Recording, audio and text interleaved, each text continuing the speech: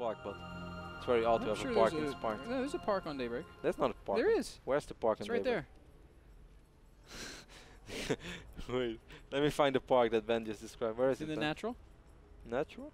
Yeah. Up, up, up, up, right there.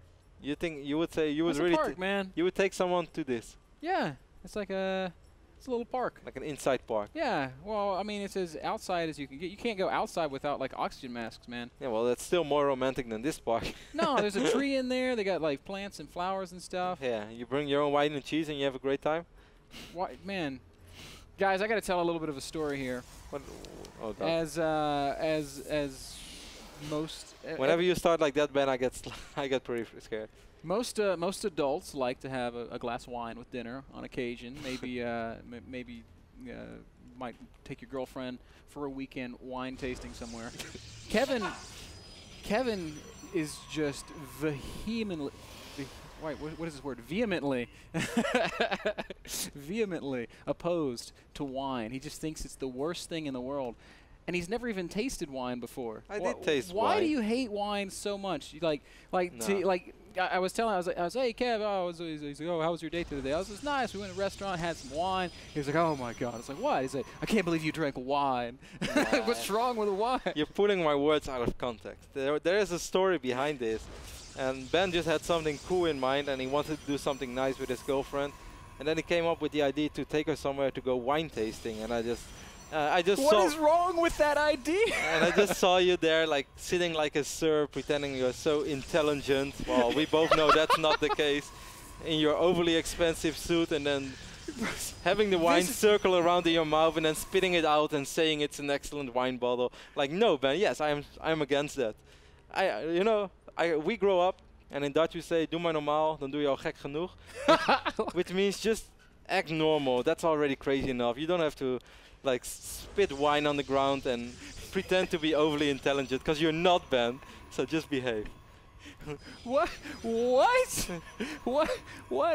What happened in your childhood, Kev?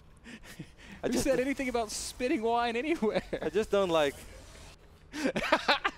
Somewhere somebody is drinking wine, watching this cast. They just spit it out all over their screen because they're laughing at your ridiculous story. No. Oh. So there you go, folks. Buy a $20 bottle of wine at the grocery store, and Kevin hates you for it. No, it's so not true. All right, guys. Huck did not scout once more, man, which is surprising considering the fact that a pylon went up in his base. This time, well, he didn't even check the outsides of his base.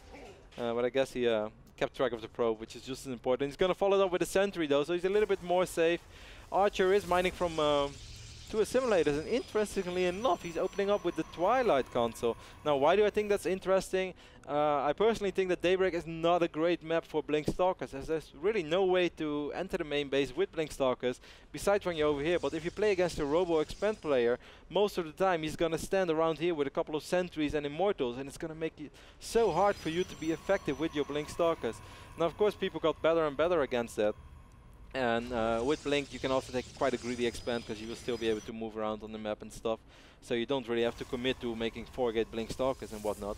And there are cases where Protoss players like to go Phoenix because they expect Robo play out of their opponent, and in that case, a Blink Stalker opening is very good again. But Huck is not doing that, Kevin. He's playing the most safe standard PvP possible on Daybreak, going 3-gate Robo. And I mean, he should be pretty much impervious to any sort of Blink Stalker harass because the reasons you already outlined. There's just not a whole lot of room to move around here. And once you get a couple of Immortals out, you just can't be attacked.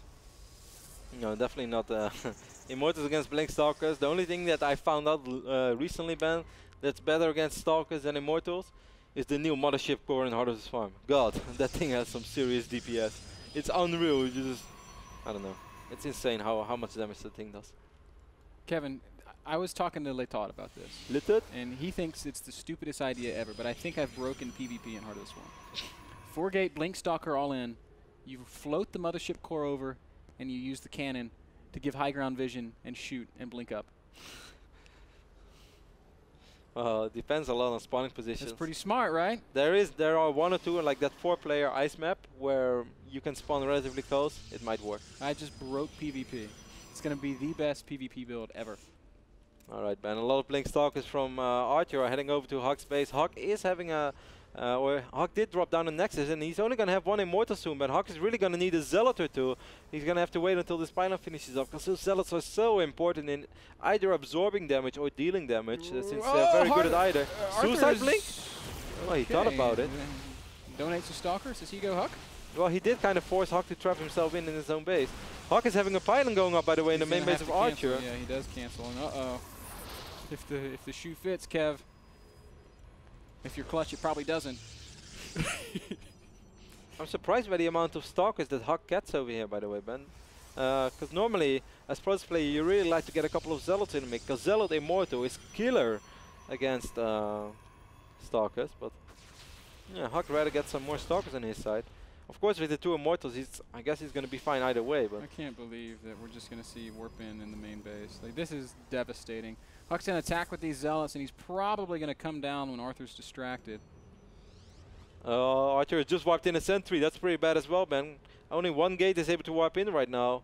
Huck is waiting for a lot of Zealots. This is going to be very, very good for Chris Loranger. And Arthur, like, you can drink wine if you have a last name like Loranger. Like then it's okay to drink wine. If Chris wins the NASL Season 4, I'm buying him a nice bottle of wine. I'll say, Chris Loranger, here you go.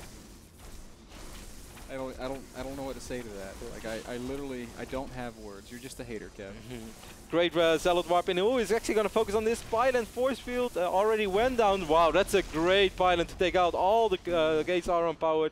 More Zealots being warped by the in. way, that Arthur has had all of his gateways powered by just a single pylon. Yep, was the same on Cloud Kingdom actually. And yeah, there's just no way that.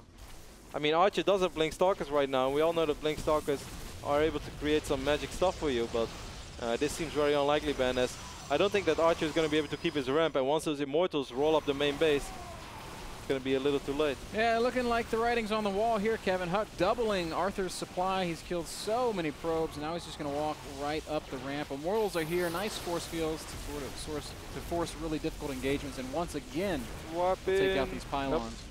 No warp in for Archer, so really great play here by Hawk. All the probes coming in. The probes are actually going to be fairly expensive. That's a nice blink. Arthur's going to go for this. One more Immortal joins the party from behind. Is there enough here for Arthur? I think the obvious answer is no. GG does get called.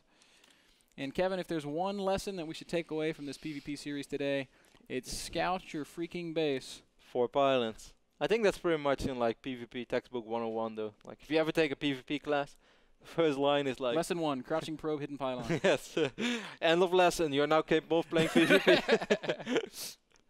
Oh, man. A little bit of silliness in games 1 and 2. Maybe game 3 will be a little bit more standard. That last one brought to you guys by iBuyPower PCs. We're going to take a very short break. Game number 3, the rubber match between Huck and Arthur when we get back.